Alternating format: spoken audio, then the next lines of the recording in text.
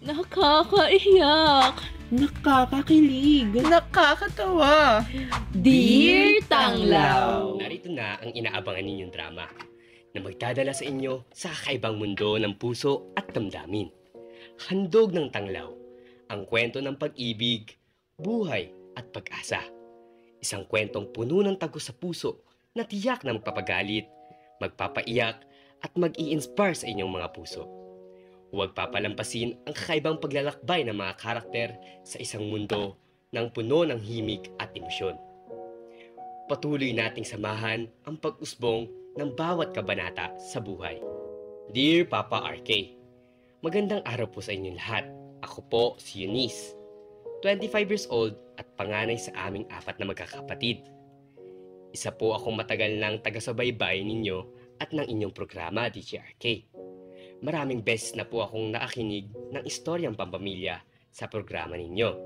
Iniisip ko kung magpapadala rin ba ako ng istorya ko. Lumaki po ako sa mayaman na pamilya. Nang dahil po sa panganay ako ang paborito ni Papa. Ngunit madalas naman galit sa akin si Mama. Mahirap po ang maging panganay, lalo na at nasa akin ang pressure na maging mabuting kapatid. Ngunit mas mahirap ang mga naging sitwasyon ko noong nawala si Papa.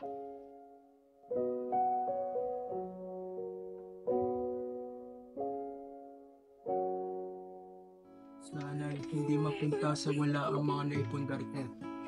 At sa abogado ko ang will na aking iliwan. Kaya na ang magdesisyon kung sino ang hahawak nito. Muna! Hindi pa namin kaya wala ka! Papa! Cedric! Cedric!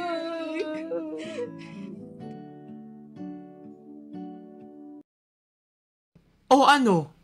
Titigan lang tayo rito? Alam naman nating lahat kung bakit tayo nandito sa lamay. Alamin na natin kung sino ang karapat-dapat pumalit sa pwesto ni Papa. Hindi ka makapaghintay? Habang nagdurusa ang lahat, hapit na hapit ka sa kayamanan ni Papa. Bakit ba kailangan pang pag-usapan yan? Total ako ang panganay, ako ang hawak. Wow!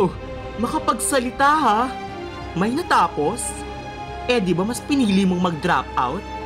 Baka bumagsak din yan kung ikaw yung pumalit. Bakit? Sino ba dapat? Ang baklang kagaya mo? Huwag mong isumbat sa akin ang kabaklaan ko. Hindi hadlang yon sa pamumuno ko. Huwag mo ring isumbat ang natapos ko.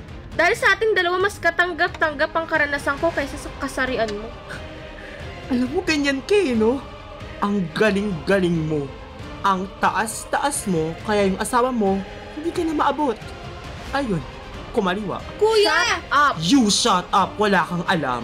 Huwag mong ibahin ang usapan. This is not about me. Ikaw, Erica, sitting pretty na parang walang nangyayari. Bakit nadamay si Erica? Nananahimik yung tao. Nananahimik din kami nang basagin mo ang katahimikan para sa mana mo. Tama na, please! Huwag naman dito sa lamay ni Papa! Hindi na kayo nahiya! Ngayon lang namin kayo nakita tapos puro kayo bangayan? I have no interest with the company. Kung gusto nyo, kainin nyo. Isaksak nyo sa baga nyo. I don't care. What I care is all about sinong mag-aalaga kay Mom after this. Oh, Eunice, di ba magaling ka? Ikaw ang mag-alaga kay Ma'am, total. Panganay ka. Bakit hindi ikaw? Total, nagmamalinis ka. Tsaka bakit ba kailangang alagaan? She can stay in the mansion, tapos magbayad kayo ng sandamakmak na maid. O hindi kaya yung paboritong anak? Cheyan. Diyan kayo magagaling. Kapag usapang kayamanan, para kayong mga asong gutom na gutom kapag kay Mama ganyan kayo. Hindi ba kayo nakokonsensya? Pinalaki tayo ni Mama tapos ngayon pinagtutulakan niyo siya? Anong klase kayo? Obligasyon niya yun. Tsaka di ba mahal na mahal ka niya? Ang paborito kong anak. Ang anak na mahal ko. Kaya nga ako umalis ng mansyon kasi sumbong ka ng sumbong. Eh sa atin dalawa ko may karapatan sa mansyon pero ako ang nawala. Please, tama na! Hindi ko sinabing paalisin ka. Ikaw ang nagdesisyon para sa mga ambisyon mo. Pero yun yung pinahihiwatig niya. At ang ginawa na mabuti mong ina para protektahan ka niya. Akala niyo ba ganun kadali yun? Sa ating lahat, Kayo! Lalo na ikaw! Nagkaroon kayo ng masayang oras sa mansyon. Maraming oportunidad at pagsasaya. Pero ako ang naghirap at nagdudusa mag-isa sa poder nila bago lumaki ang kayamanan na yan. Ang lakas ng loob niyong mag-agawan sa mana. Simpleng pagbisita nga sa kanila, hindi niyo magawa eh. Hindi mo rin naman alam ang pinagdaanan ko nung nawala si Papa. Tama lang yan. Sa tingin mo talagang may karapatan ka? Anak ka lang naman sa labas. Eunice, tama na! Ate, tama na! Kung ano-anong sinasabi mo. What? Ano nangyayari? Kuya, ano to? Hindi ko alam. Kaya ba galit na galit kay Jay yan? Wait sandali lang. Anong ibig sabihin? Ma, totoo ba yun, Ma? Tawad, anak. Sinubukan kong itago. Akala ko ay mas mapapabuti kung wala nakakaalam. Mama! Ano ba? Hindi yan totoo. Iyan ang dahilan kung bakit malayo sa iyo ang kapatid mo. Kung bakit halos hindi na ako tignan ng ama mo. Malaki ang pagsisisi ko sa buhay na ibinigay ko, anak. Oh, see? Tama na naman ako. Eunice, tama na. Kayo na ka pa pinapatahimik, diba? Tahimik? Bakit isang beses ba binigyan niyo ako ng katahimikan? Isa ka pa. Akala mo hindi ko alam na nakikipaglandian ka sa sekretary ko? Hindi totoo yan! Nagtatrabaho po ako ng maayos! Hindi ako lumaking tanga para gawin mong tanga. I have my eyes, my ears. Huwag ka nang tumanggi. Anong trabaho mo, girl? Prosty? Call girl? Sa bagay, isa ka lang sa mga kalapating mababa ang lipad. Nagkakamali kayo! Tantanan niyo na si Angel. Saan ba nanggaling yung mga akusan yung bakla ka? Masyado kayo nagiging aligaga. Ako pala mukha mo. Ako lang pwedeng sumigaw sa kapatid ko. Sige, ipagtanggol niyo ang isa't isa. Tignan natin pagkatapos ko ilabas ang pruweba. Ma'am, tama na po! Hindi po totoo yan! I will fire you. Ang kapal na mukha mong babae ka. Nagkulang kayo naman ah. Gab, tama Oh, na! umamin ka rin. Kaya ka laging umuwi ng gabi. Hindi mo man lang inisip ang pamilya mo? Tama na po! Mahal ko siya. Ang kapal mo! Makabakla ka. Mas masahol ka pa pala. Hindi na talaga kayo tahiyado? Harap-harapang bastusan? Tama na yan! Tsaka na ninyo pag-usapan yan. Kay Jay na lamang ako sasama mo mula ngayon. Ma'am, 3 taon na po pala simula nung mamatay si Dad, no? Oo, anak. 3 taon na rin ang nakalipas simula noong umalis tayo sa puder ng ama mo. Jayan, Mom, kamusta po kayo? Nakuha niyo po ba yung padala kong pera? Oo, anak. Salamat at kahit na malayo kami ay tinutulungan mo pa rin kami. Masyado na kasing marami problema kapatid ko, Mom.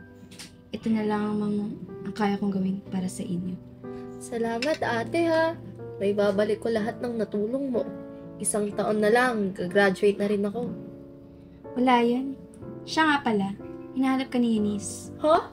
Bakit? Kahit wag na. Wala rin naman kaming dapat pag-usapan pa. Tama na yung mga nasabi at nalaman ko. Gusto ka raw nila makausap. Pero kung hindi ka handa, ikaw bahala. Sige na, anak. Para maayos na to. Dumating ka. Oo, para kay mama. Gusto lang namin humingi ng tawad sa mga nagawa namin sa'yo. Oo. Natauhan na kami sa mga nagawa namin. Matagal ko na po kayong napatawad. Isa lang naman ang nais ko eh. Ang mahalin niya si ma'am. Grabe ang saya niya nung malaman niya na nag-uusap tayo ngayong araw. Nais niya kayong makita. Andiyan na si Mama. Maraming salamat at natupad din ang pangarap ko. Maraming salamat, mga anak. Nang dahil sa muling pag-ayos ng aming pamilya, mas nagkaroon kami ng connection sa isa't isa. Nabigyan namin na mas maraming panahon ang pagsasama namin kasama si Ma'am. Ako na ang nagmamanage ng business.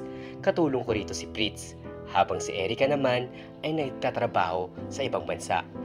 Graduate na rin ng engineering si Jayan. Maraming salamat po sa pakikinig ng aking munting kwento. Sa mga minamahal namin tagapakinig, narito po tayo sa wakas ng ating palabas. Salamat sa inyong pagtutok at pagtangkilik. Huwag kalimutan, ang pag-asa ay laging nasa inyo.